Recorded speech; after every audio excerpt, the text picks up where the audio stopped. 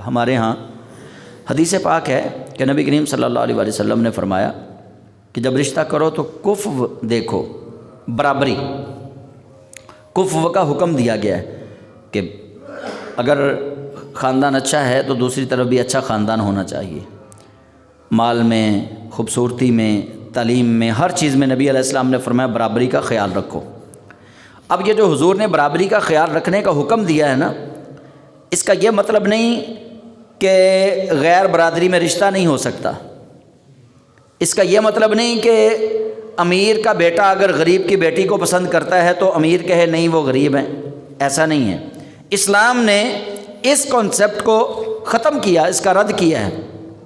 اسلام کے اندر یہ کانسیپٹ نہیں، ہاں بہتری اسی میں ہے کہ برابری دیکھ کے کرو، فضیلت اس کی ہے، زیادہ اچھا یہی ہے کہ برابری دیکھو، بچی بچہ دونوں برابر کے خوبصورت ہے، دونوں پڑھے لکھے ہیں برابر کے، دونوں کا کاروبار والدین کا ایک جیسا ہے۔ یہ نہ ہو کہ بچی غریب ہو بچہ امیر ہو بچہ تانے دے، یا بچی امیر ہو بچہ غریب ہو تو بچی تانے دے، ایسا بھی نہیں ہونا چاہیے۔ اس لیے شریعت نے کفو یعنی برابری کا حکم دیا ہے،